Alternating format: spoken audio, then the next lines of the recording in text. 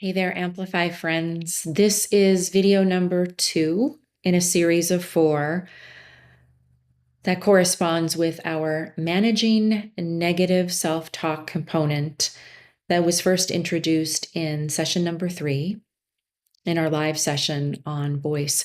Remembering that negative thinking and negative self-talk can have a detrimental impact or can disempower what's actually coming out of your voice, whether you're speaking in an interpersonal environment, as part of a small group or team, or most importantly, speaking in public. So it's really important that we're a very good custodian of what's happening inside of our inner world and how we are talking to ourselves and the thoughts that we're thinking and the quality of those thoughts, because they do end up showing up on the outside.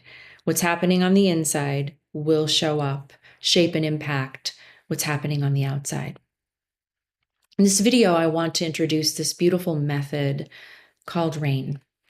Now, one of the things that we know about negative thinking and negative self-talk is it's almost always rooted in difficult emotion, a feeling or a set of feelings that's causing us some degree of suffering, discomfort, and even pain.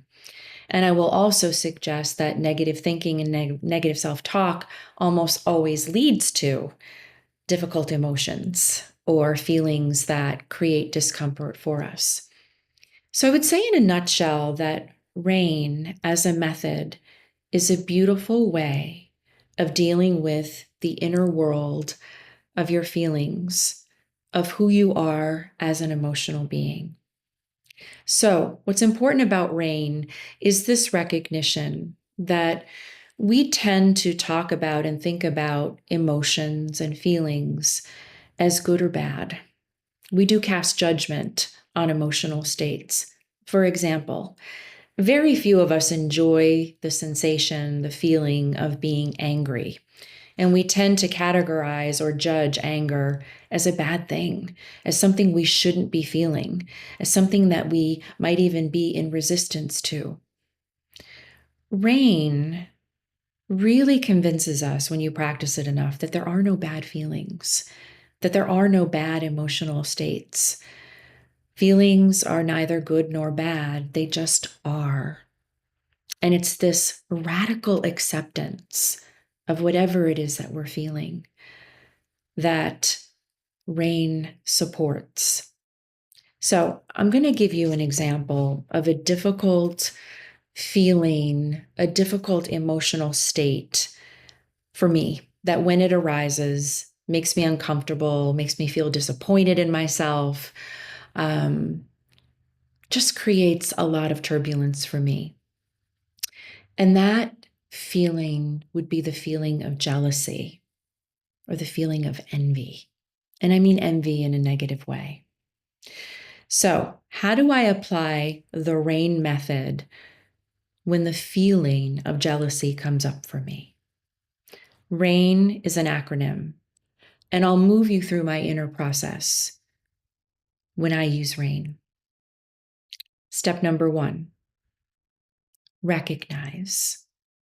Oh, I'm recognizing in this moment, I feel it, that for whatever reason, jealousy is present. Naming it is critically important. We don't want to be in denial about our emotional or feeling sensations. As they arise and we feel the hit, the twinge, the discomfort, when we feel their presence, we begin by, jealousy is here.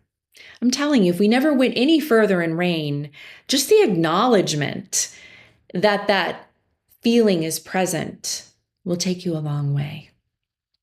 So the R of RAIN is, I recognize, for whatever reason, jealousy is now present. A. A is tough. A. And I accept that. Better, I allow it. I recognize that jealousy is here, jealousy is present, I'm feeling it. and I accept it. I allow it. Now, what's powerful about the A is that whenever we're feeling something we don't want to feel, jealousy, anger is a big one, right? Anger comes up. I don't want to feel it. Rather than allowing it or accepting that it's present, many of us resist against it, right? No, I don't want to feel that. Or we deny and bury it, suppress it. We are going to head in the direction of a whole lot of suffering when we deny, when we resist, when we suppress. So the A is, all right, it's here. I accept that it's here. I might not like it, but I accept that it's here and I'm going to allow it. And I allow it knowing neuroscience tells us that any feeling state, any emotional state, when it's very present in us, when we don't resist against it, when we just allow it to be, when it cycles through to the end, it typically lasts no longer than 90 seconds. So for 90 seconds of my life, I can feel that jealousy. I can let it play out to the end, which is going to be about 90 seconds, and then I'm on to something else. Now, it might come back, but feelings are visitors. They come and they go.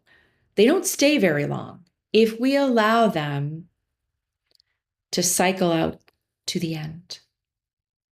So I recognize, I allow, I accept. The I of rain is when I start to get really curious.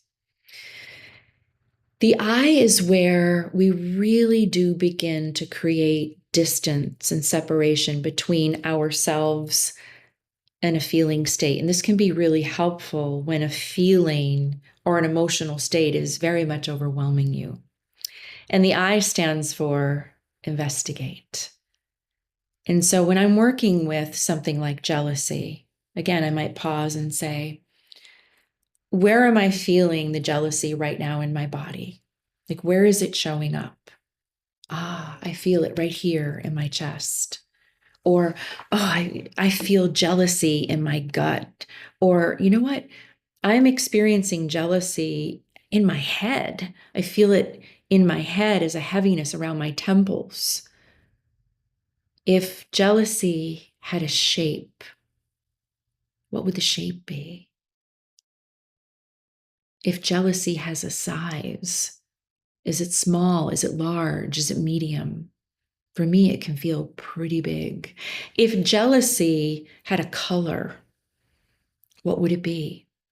If jealousy had edges, what do its edges look like? For me, the edges of jealousy are very sharp. They cut, right? If jealousy had a weight, what would it be? Well, today, it might feel really heavy. Tomorrow, if jealousy arrives, it might feel lighter. So we investigate the feeling. If I were to sit down with jealousy over a cup of coffee, what would it want me to know? If I asked it, why are you here? Why are you here? What would it say? What does it need to tell me? What am I not seeing? Sometimes interrogating our feeling or emotional state like that, when we get really curious about it, yields some pretty incredible answers as to why we're feeling something like jealousy in the first place. So part of investigation can be, if I can imagine my anger, my grief, my fear, my sadness, if I could imagine my jealousy sitting across from me having a cup of coffee, what would it say to me? What would it want me to know? And then finally, once the investigation feels like it's come to completion, we come into the N of rain, which is really a beautiful part of the rain process. And it's exceedingly difficult for many people to really work with the N of rain, which is to nurture. If I could wrap my arms around my own jealousy, which I tend to hate and despise, how would it soften? If I could welcome it, invite it, display kindness towards it, if I could nurture it with compassion, even love, how would that take the charge out of an emotional state like jealousy or anger or fear or rage or sadness or grief or whatever it is for you? But when we come into nurture, we are invited to come into a friendly relationship with whatever it is that we're feeling. Now, the RAIN method, if you simply Google the RAIN method or RAIN guided meditation, you'll find a lot. It's so effective. And it's especially effective if you often find yourself completely blown apart by difficult emotions, by really strong and overwhelming feelings. RAIN is a beautiful mindfulness-based method for working with your own feelings. When you work with your feelings long enough, you can be anywhere in the world. I can be in a crowded airport, and the sensation of rage can come up when I find that my flight has been canceled yet again. And I can quickly guide myself through RAIN, very, very quickly, in fact, because I'm so practiced with it. But I strongly recommend, if this appeals to you, to take a look at the work of Tara Brach, T-A-R-A, Brach, B-R-A-C-H. She is the person I trust the most when it comes to teaching the RAIN methodology, and she's got many, many variations of this 4-step protocol in a guided meditative experience. So if you really think you're drawn to the method and you'd like to practice it and gain mastery over it as a way of gaining mastery over your own emotional states, I highly recommend it. RAIN, a method for dealing with difficult emotions, difficult feeling states, which are often the foundation of negative thinking, negative self-talk, or the outcome of negative thinking, negative self-talk. RAIN, R, I recognize. A, I accept, I allow. I investigate with a whole lot of curiosity. And N, I nurture. And then we move into what is called after the RAIN. And when you guide yourself through RAIN authentically, without skipping any of the steps, when you guide yourself through RAIN by allowing yourself to experience each of the steps, you get to experience after the RAIN, which feels so good. After the RAIN is usually calming, cleansing, clarifying. It's a beautiful state to find yourself in. So this brings us to a close of video number 2 of our strategies for managing negative self-talk. RAIN. I will see you in video 3.